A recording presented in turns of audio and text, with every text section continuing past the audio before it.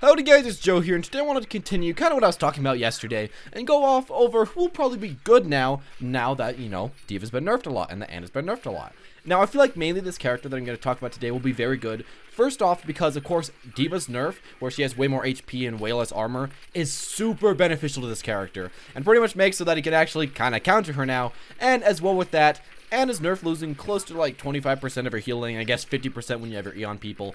That's as well a very, very nice nerf, which will also help this person finally be able to get a few kills in the new meta. But who is the person I'm talking about? Well, if you saw the thumbnail, you could probably guess, yeah, it is Reaper. And I've actually been seeing a decent amount of Reaper in my own games. Of course, I can only play him on the PTR, but in the ranked games and in my quick play games, I've been seeing quite a bit more Reaper than especially that I've been seeing in live.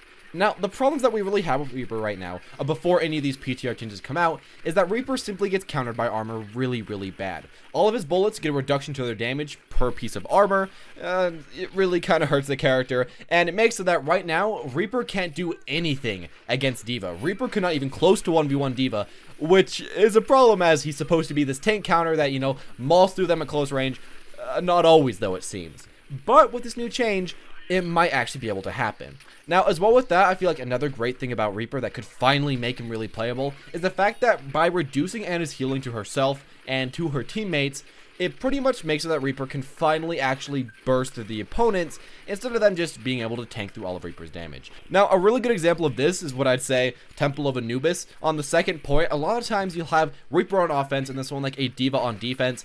D.Va happens to get E'd by the Ana, and then D.Va just kind of sits there. Reaper can keep shooting the D.Va, but Ana heals more health per second than Reaper would do to the D.Va with the armor on top, so it kind of made Reaper do absolutely nothing. He couldn't take her out. The healing was just way too much, and this also applied to a lot of the other tanks. It wasn't just D.Va. With Reinhardt this also worked, with Zarya this also worked, and with Winston, all these characters you couldn't always take out if they were getting some healing. But now, you kind of can do it. Of course, it's still kind of hard. Of course, you really do have to remain consistent on getting headshots, getting bursts that way. But even with all that said, now that she can't heal nearly as much damage as quickly and her teammates can't heal the tank as quickly, you can finally kind of go through the health that they have, as you don't have just burst. You can do quite a bit of consistent DPS, and now your consistent DPS finally out damages their consistent healing, which is a very important thing for a person that counters tanks to actually have. Now, as well with this overall, I'm thinking that a lot of the offense heroes in this game, or at least offense and defense heroes, will actually improve quite a bit in this next patch, because the nerf to healing doesn't really affect them way too much, let's be honest. And it could really instantly two-shot fully heal any of these people anyways, any of the squishies, so removing 50% of that extra healing doesn't do really anything at all to them. It really hurts the tanks, while keeping the other characters quite intact. Of course, sometimes you can't fully heal in 2 shots, sometimes now it takes 3 shots, that really isn't quite as important, though, as all the healing that would go to the tank. So I am expecting a lot more squishies, which actually Reaper does pretty well with, because if you have a Lucio, Reaper, and Ana, well, it can go in and can go with the Beyblade, and that's amazing versus squishies. So you can also become a bit more playable right there. Now, another thing that I feel like could shove Reaper up just a tiny bit is the fact that he's actually pretty good versus the rest of the tanks. He has a big problem against Reinhardt in some situations if he's with his team, and as well against D.Va, but now that you kind of got D.Va out of the picture, and now that Reinhardt can't get healed nearly as fast, well, he can finally do decently well.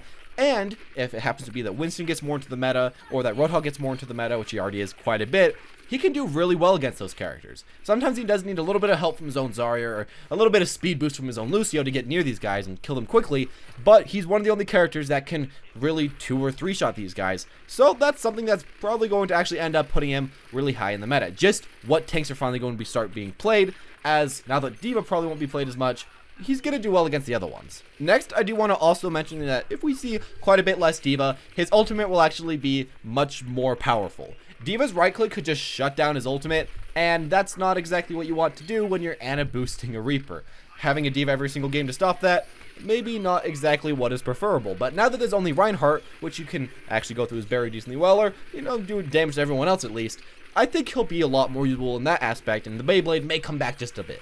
Overall, I could see Reaper actually coming back in the meta and doing a bit of work. Now, I do want to remind you guys that Reaper has never been a hero that's really been pick or ban. You have to pick him every single game. He's way too strong, always. He's kind of been like a pretty balanced hero, so I would be happy to see him back into the meta. Now, as well with all this said, with Reaper, we're really for sure going to have a lot more Soldier 76.